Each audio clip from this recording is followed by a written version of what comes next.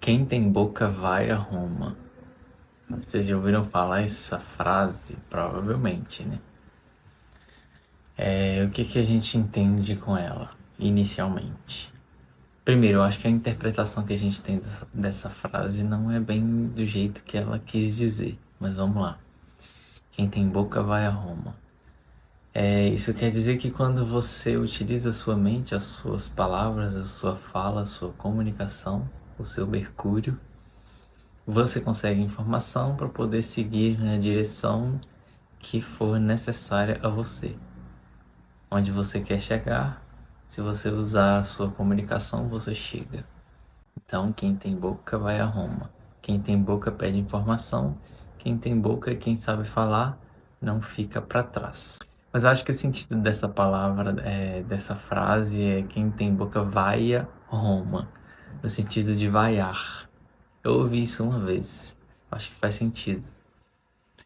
Porque essa frase vem de uma época muito remota lá de Roma, né? Onde provavelmente foi num período onde a população estava revoltada com o Estado. E aí dizia-se que quem tem boca vai a Roma. Enfim, como sempre brincadeiras que as palavras podem fazer, né?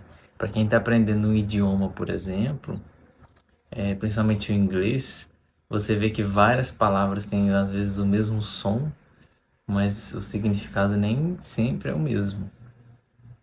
Isso aí é toda uma traquinagem das palavras que a gente encontra no nosso caminho. Às vezes uma palavra numa frase tem um sentido e em outra ela tem outro sentido. Pois é. E aí ainda sobre essa brincadeira com as palavras, eu quero trazer hoje um deus que a gente pode fazer como um sincretismo o nosso Hermes e o nosso Mercúrio. O deus nórdico Loki. Pois é. Loki, Hermes, Mercúrio é a mesma coisa. E aí vamos procurar entender qual que é a semelhança, né, de Loki com Hermes e com Mercúrio. Ele é considerado o deus da trapaça. Para quem já assistiu Os Vingadores aí, tem uma ideia de como ele funciona, né, de como Loki é. É tipo assim, se ele tem a oportunidade de passar a perna, ele vai passar a perna. E isso é Mercúrio. Porque ele é brincalhão. E ele quer sair por cima sempre, porque ele é esperto, ele sabe ser ágil com a mente, com as palavras, com as ações. E aí a gente encontra em Loki esse deus da trapaça porque ele quer sair por cima, ele quer ganhar as coisas, ele quer ser o esperto, e às vezes ele é, quase sempre ele é, porque essa é a função dele. A gente encontra no Loki o trickster. É como se fosse assim, parece que as coisas que ele fazem são maliciosas, mas tem mais a ver com uma brincadeira, uma traquinagem, sei lá, não levar a sério as coisas.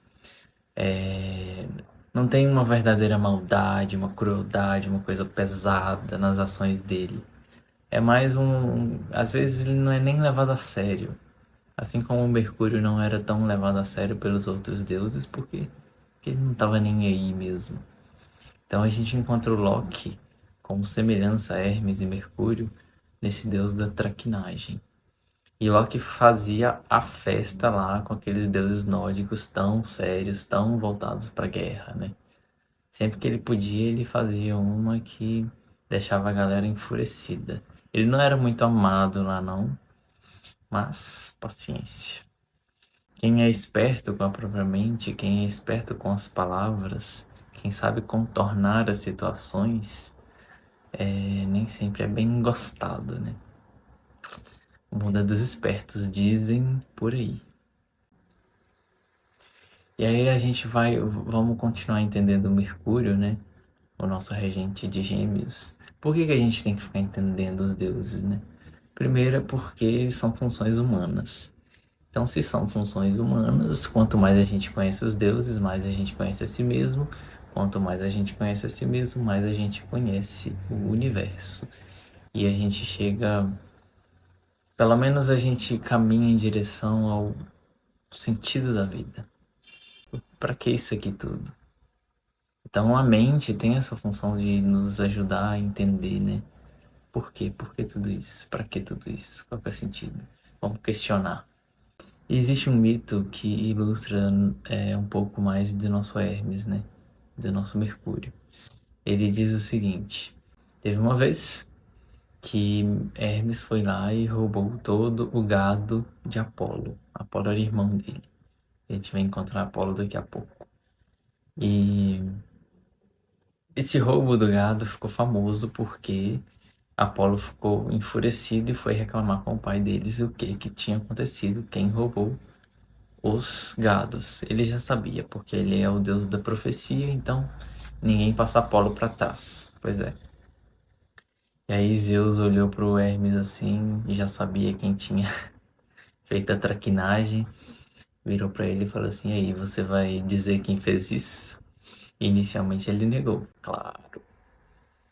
Claro que a gente vai negar para poder a gente sair de alguma enrascada, a gente vai mentir.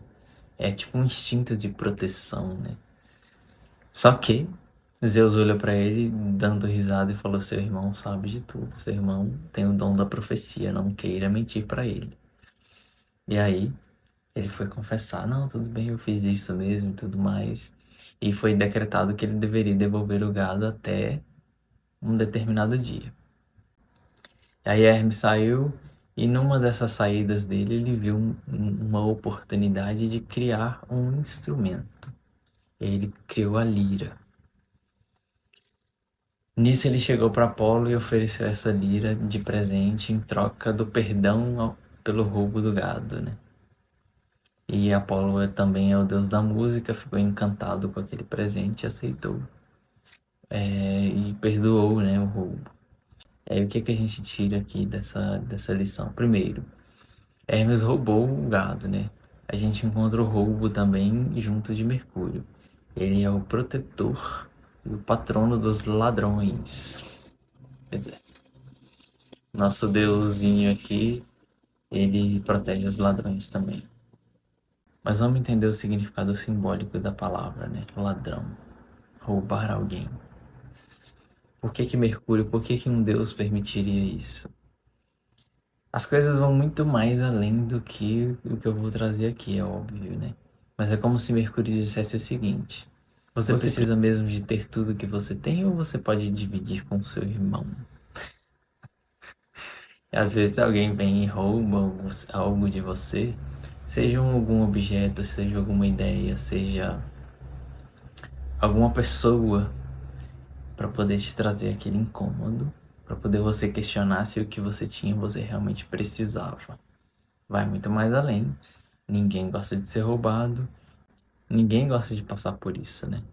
Mas a gente tem um Deus que protege os ladrões. E os ladrões são protegidos porque de alguma forma eles servem para poder trazer a traquinagem, a sacanagem e a bagunça para o mundo, porque nem tudo são flores, nem tudo é seriedade. Mercúrio não gosta disso. E por falar em ladrões, me perdoem a comparação, tá? Mas Mercúrio também é regente dos comerciantes e dos mercadores. O que tem a ver, né?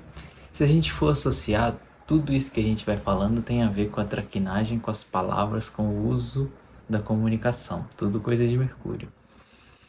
Quem nunca se sentiu tapeado ou passado para trás depois de uma compra? Pois é. Os comerciantes regidos por Mercúrio, eles têm a lábia, né? Eles conseguem convencer a você a necessidade de uma coisa que na verdade você não tem necessidade. Pois é. Isso é ser passado para trás. Isso não deixa de ser um roubo. Mas não é aquela coisa extremamente criminosa que a pessoa merece uma prisão perpétua. É mais é bom para ficar esperto da próxima vez.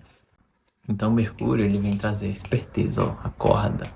Presta atenção no que você está falando, no que você está fazendo, em quem você está confiando, porque o mundo é dos espertos, mais uma vez falando. Então os mercadores, eles têm a função também da troca, né? Eu tenho isso aqui, troco isso com você, vendo isso para você, você me dá o seu dinheiro, eu compro outra coisa, faço isso aqui acontecer. E essa circulação de conteúdos vai acontecendo, porque isso é Gêmeos. Esse é o papel de Mercúrio regente de Gêmeos. Ele faz as coisas fluírem, acontecerem, nada fica travado. E às vezes nesse meio caminho vai ter mentira, vai ter omissão, vai ter verdade, como eu tinha dito. E é assim mesmo a vida. Então, o que a gente tira de resumo dessa história, né? De Loki, Mercúrio, Hermes, os comerciantes, o roubo do gado. Tudo que tem a ver com você aprender, nem que seja no tropeço e na enganação, tem a ver com Mercúrio.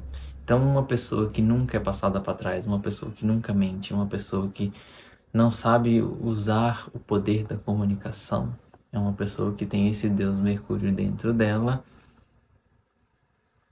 com uma necessidade de ser mais visto, essa leveza do puer que eu tinha falado, né?